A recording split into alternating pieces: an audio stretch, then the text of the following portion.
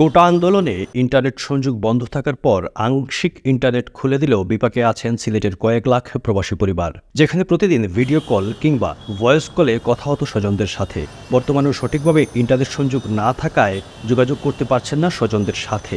অনেকেই এখনও জানেন না তাদের প্রিয় সন্তান, প্রিয় স্বামী, প্রিয় ভাই বোন কিংবা স্বজন দূর প্রবাসী কেমন আছেন। ব্যবসায়ীরা বলছেন ইন্টারনেট সংযোগ বিচ্ছিন্ন থাকায় কমছে সিলেটের রেমিট্যান্স, সেই সাথে ধস নেমেছে ব্যবসা বাণিজ্যের ক্ষেত্রে। দ্রুত সময়ের মধ্যে ইন্টারনেট সমস্যা সমাধানের তাগিদ। 85 বছরের সাবেক ব্যাংকিং কর্মকর্তা মমিনুল হকের 3 সন্তান থাকেন পরিবার নিয়ে স্থায়ীভাবে ইংল্যান্ডে, অস্ট্রেলিয়াতে। কোটা সংস্কার আন্দোলন শুরুর পর থেকে বিচ্ছিন্ন হয়ে যায় সিলেটের ইন্টারনেট সংযোগ। তারপর থেকে আর কথা হয় না সন্তানদের সাথে। বারবার ট্রাই করার পরেও ফোন যায় না প্রিয় সন্তানের কাছে। যেখানে মা বাবার প্রবাসী সন্তানদের সাথে কথা হতো দিনে 4 থেকে 5 বার, বর্তমান সময়ে কথা হয় না দিনে একবারও। সরাসরি আইএসডি ফোন দেওয়ার চেষ্টা করলেও শোনা যায় না কথা, যা নিয়ে চরম দুশ্চিন্তায় পরিবার। নেট নাই, এই দুশ্চিন্তা, কথাবার্তা কইতে পারলাম না, সমস্যা আছে। নেট যদি চালু হয় তারা দেখালাম, কথা না সারে দেখালাম, এখন তো দেখতাম না, চিন্তা করতে আরও বেশি অসুস্থ হয়ে গেছে। বিগত প্রায় 10 দিন থেকে তো নেট বন্ধ ছিল। প্রথম তো নেট বন্ধ ছিল, কোনো যোগাযোগ করতে পারি নাই। এখন নেক্সট চালু হলেও আমরা সঠিকভাবে তাদের সাথে কোনো কথাবার্তা বলতে পারতেছি না, তাদের খোঁজখবর নিতে পারতেছি না, তারাও আমাদের কোনো খোঁজখবর নিতে পারতেছে না। প্রতিদিন যোগাযোগ হয় হোয়াটসঅ্যাপ বা মেসেঞ্জারে। বিগত প্রায় 8-10 দিন ধরে আমাদের সেই সুযোগটা হচ্ছে না, ইন্টারনেট সেবা ব্যাহত হচ্ছে এজন্য। তো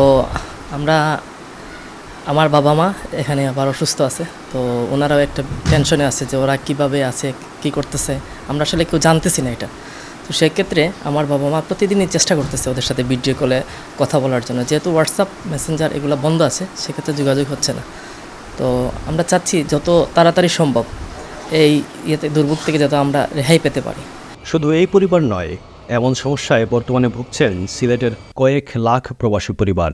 বর্তমান সময়ে ব্রডব্যান্ড ইন্টারনেট লাইন চালু হলেও তার কোনো সুফল মিলছে না। প্রবাসীদের সাথে কথা না হওয়ার কারণে আসছে না রেমিটেন্স, যা নিয়ে দুশ্চিন্তায় সিলেটের অনেক পরিবার। বা তারা অসুস্থ আছেন বা দেশে যারা অসুস্থ আছেন তাদের কোনো যোগাযোগ নেই, ইন্টারনেটের এ প্রবলেম।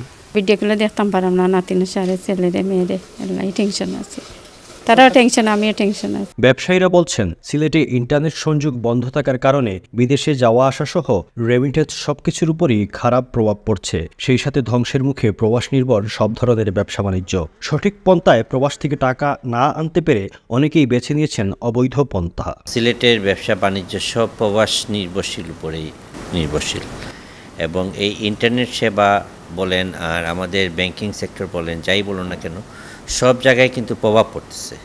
এবং আপনারা আজকে দোকানপাট কিন্তু খোলা হয়েছে, কিন্তু অনেকে বনিও করতে পারতেছে না। সেই হিসাবে আমি মনে করি যে দ্রুততম সময়ের ভিতরে যদি আমাদের ইন্টারনেট সেবাটা একটু চালু করে দেওয়া হয়, তাহলে প্রবাস থেকে অনেকে টাকা পাঠাবে। এবং এইটা এখন অনেকাংশে যেন ব্যাংকিং মাধ্যমে না পাঠিয়ে অনেকে হুন্ডির মাধ্যমে পাঠাচ্ছে।